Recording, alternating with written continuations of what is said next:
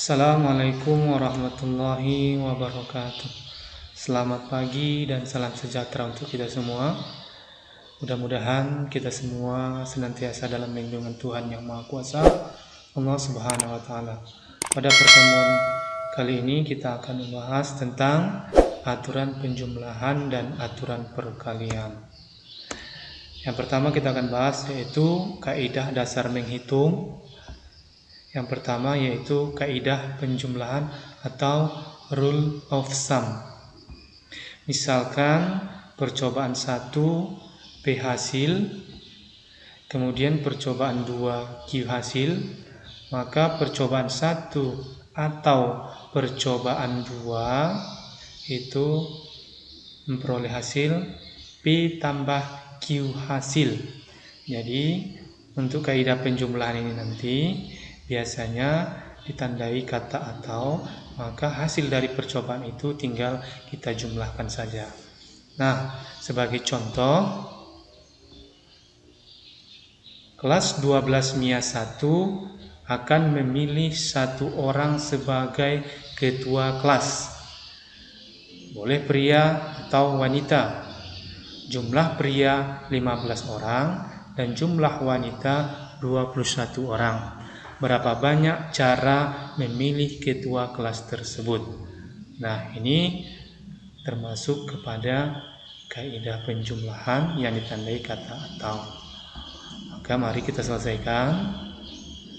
Nah, dari sini didapatkan hasilnya adalah 36 cara diperoleh dari jumlah pria ada 15 orang, yang mana sedangkan jumlah wanita ada 21 orang, yang keseluruhannya ini mempunyai kesempatan untuk menjadi ketua kelas. Maka banyak cara memilih ketua kelas tersebut, tinggal kita jumlahkan saja jumlah wanita ditambah jumlah pria menjadi 36 cara. Termasuk yang kedua yaitu kaidah perkalian atau rule of product. Misalkan percobaan 1 P hasil, percobaan 2 Q hasil, maka percobaan 1 dan percobaan 2 diperoleh hasilnya P kali Q hasil. Nah, ini kaidah perkalian biasanya ditandai kata dan, maka hasilnya itu tinggal kita kalikan saja. Nah, untuk contohnya mari kita perhatikan contohnya. Dari kelas 12 MIA 1, pria 15 orang dan wanita 21 orang akan diutus 2 orang sebagai perwakilan untuk berserta paskibra. Wakil yang dipilih 1 orang pria dan 1 orang wanita. Berapa banyak cara memilih 2 orang wakil tersebut? Berarti soal ini termasuk kepada kaidah perkalian yang ditandai kata dan. Nah, untuk menyelesaikannya mari kita selesaikan. Berarti tinggal kita kalikan saja jumlah pria dan wanita. Maka 15 kali 21 ada 315 cara. Nah, untuk perluasan kaidah dasar menghitung dapat juga kita jabarkan. Misalkan ada N percobaan, masing-masing dengan PI hasil, maka kaidah penjumlahan atau rule of sum-nya tinggal kita jumlahkan saja P1 tambah P2 dan seterusnya sampai tambah PN hasil.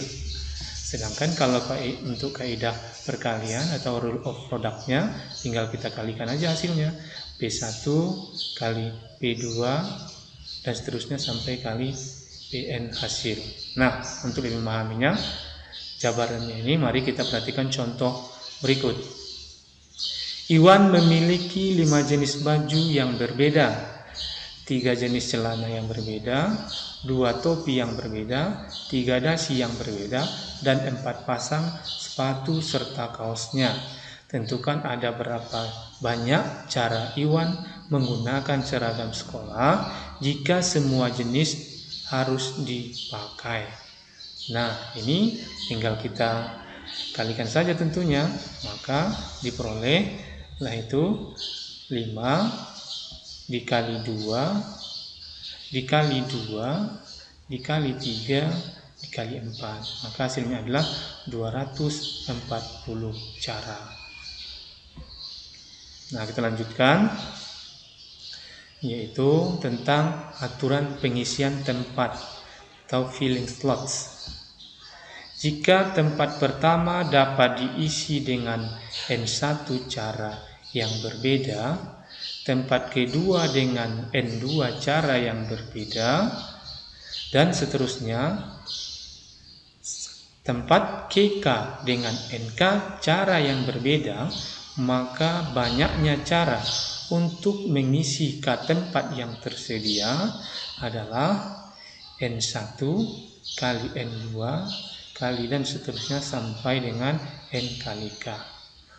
Nah, untuk lebih memahaminya, mari kita perhatikan contoh berikut. Ini contoh yang pertama. Dari angka 2, 3, 5, 7, dan 9 akan disusun bilangan 3 angka. Tentukan banyak bilangan yang dapat dibentuk jika A. Angkanya berbeda ataupun angkanya tidak boleh berulang, yang B. Angkanya boleh berulang. Nah, mari kita selesaikan. Dari soal ini kita ketahui bahwa bilangan yang akan kita susun itu adalah bilangan ratusan, karena bilangan yang terdiri dari 3 angka. Nah, mari kita selesaikan. Yang pertama adalah angkanya berbeda ataupun tidak boleh berulang. Maka ini kita sediakan tempat yang akan diisi mulai dari ratusan, puluhan, ataupun satuan, atau kebalikannya satuan, puluhan, dan ratusan. Yang pertama yang kita isi adalah ratusan. Semua bilangan itu ataupun kelima bilangan itu bisa menempati posisi ratusan, sehingga untuk posisi ratusan itu ada 5 kemungkinan angka.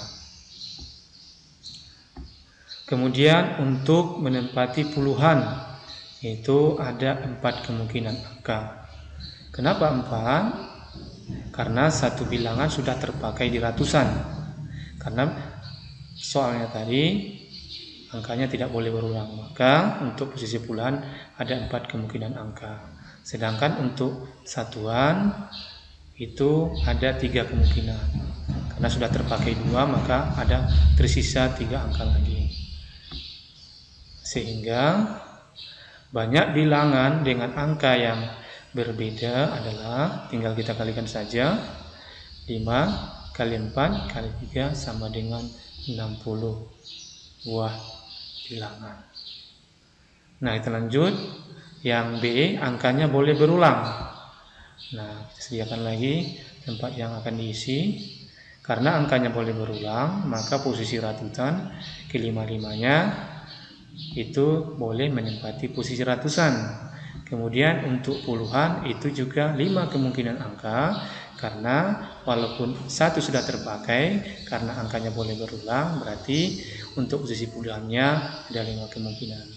Nah, begitu juga untuk posisi satuan ada 5 kemungkinan angka, sehingga yang menempati posisi satuan ada 5 kemungkinan angka. Sehingga banyak bilangan dengan angkanya boleh berulang adalah, tinggal kita kalikan saja, 5 dikali 5 dikali 5 sama dengan 125 buah bilangan. Nah, mari kita lanjut. Contoh yang kedua, berapa banyak bilangan ganjil antara 1000 dan 9999, termasuk 1000 dan 999 itu sendiri yang semua angkanya berbeda. Berarti dari informasi soal yang kita dapatkan bahwa bilangan yang akan dibentuk itu adalah, yang pertama adalah bilangan ganjil, kemudian yang kedua adalah bilangan ribuan. Nah, mari kita selesaikan. Berarti tempat yang tersedia itu ada 4 tempat, yaitu mulai dari satuan hingga ribuan atau mulai dari ribuan ke satuan.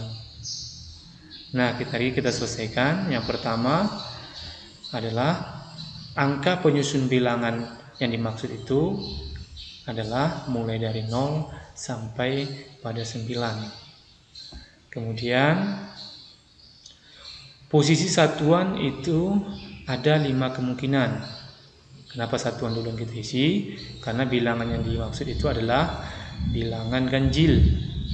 Karena bilangan ganjil itu satuannya adalah 1, 3, 5, 7, dan 9. Berarti untuk satuan ada 5 kemungkinan angka. Kemudian untuk posisi ribuan, ini ada 8 kemungkinan angka. Kenapa 8? Angka penyusunnya tadi ada 10. 1 sudah terpakai untuk satuan, tentu ada 9. Kenapa tidak 9? Karena 0 itu tidak bisa kita letakkan pada posisi ribuan, sehingga untuk ribuan itu ada 8 kemungkinan angka.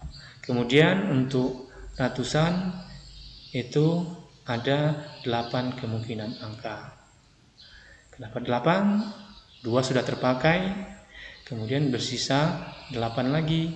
Kenapa? Karena 0 juga bisa menempati posisi ratusan. Kemudian untuk posisi puluhan itu ada 7 kemungkinan. Maka banyak bilangan ganjil seluruhnya adalah, tinggal kita kalikan saja, 8 kali 8 kali 7 kali 5 sama dengan 2240 buah. Nah, demikianlah yang bisa saya sampaikan. Mudah-mudahan dapat dipahami dan dimengerti. Terima kasih atas perhatian. Mohon maaf atas kekurangan. Assalamualaikum warahmatullahi wabarakatuh.